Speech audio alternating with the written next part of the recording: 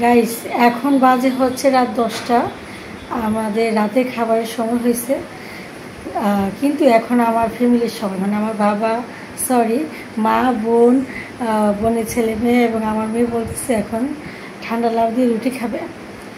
ভাতও আছে, আজকে আমরা দুপুরে অনেক ভাত রান্না করছিলাম, মুরগি রান্না করছিলাম, লাউ রান্না করছিলাম আর অনেক কিছু। তো ভাত আছে, এখন হঠাৎ করে বলতেছে যে লাউ যেহেতু আছে তাইলে আমরা এক কাজ করি রুটি বানিয়ে খাই। যদি ক্ষুধা লাগে রাতে 11টা কিংবা 12টা একটাই ভাত খেয়ে নিব, এখন রুটি বানাবো। তো চলো আমরা এখন রুটি বানাতে তো চলে আসলাম রান্না করে। আর আটার প্যাকেট খোলা হয় নাই, যেগুলো খোলা হয়েছিল ওগুলো শেষ। দেখি যে এটা আছে প্যাকেটে, খোলা হয়নি। এই যে দেখো আটা। তো এখন আমি এটা ঢেলে নিব, তারপর রুটি বানিয়ে নিব। কি করার, সবাই যেহেতু বলছে রুটি খাবে আর আমারও ভালো লাগে লাউ দিয়ে রুটি খাইতে।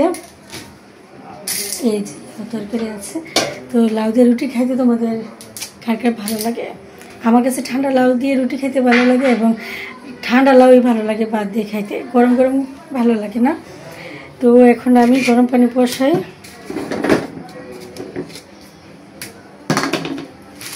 আর রুটি খাওয়া কিন্তু স্বাস্থ্যের জন্য ভালো, সকাল সন্ধ্যা। আর আমাদের বাসায় বেশিরভাগই সকালে রাতে রুটি খাওয়া হয়, আম্মু খায় রুটি। আর এই যে দেখো বল নিয়ে নিচ্ছি। তো আম্মু রুটি খায়, সকালে খায়, তারপর হচ্ছে রাতে খায়। আমরা মাঝে মাঝে খাই, আবার মাঝে মাঝে খাই না, কিন্তু আম্মু তো সবসময় খায়, কারণ আম্মুর তো খাইতেই হবে। ডক্টর বলে দিচ্ছে 2 বেলা রুটি খাওয়ার জন্য। তো যে কথা সেই কাজ, রুটি বেলে নিচ্ছি। দেখো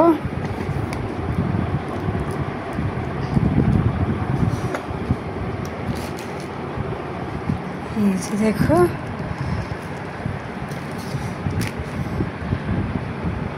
তাড়াহুড়া করলে এরকম হয়ে যায়। এবং সুন্দর হয়েছে, দেখছো বানিয়ে নিয়েছি। আর এই যে দেখো একটা তাওয়া হয়েছে। আর এই যে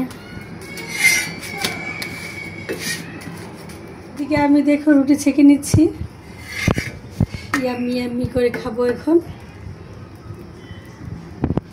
তো রুসাফিকে পরোটা দিব, ও বলতেছে যে রুটি খাবে না, পরোটা খাবে ডিম দিয়ে। তো সেজন্য ওগুলো আলাদা গরম গরম, অনেক গরম বাবা।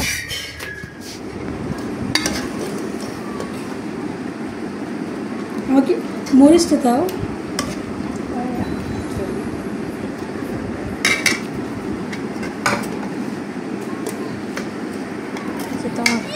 Thank you.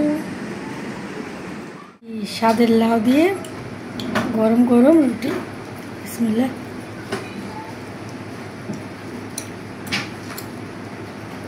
আয়ান, তুমি পরোটা খাচ্ছ? কেমন হয়েছে বলো? মজা মজা। তাহলে নানুকে থ্যাংক ইউ বলো। Thank you. ইয়াম্মি।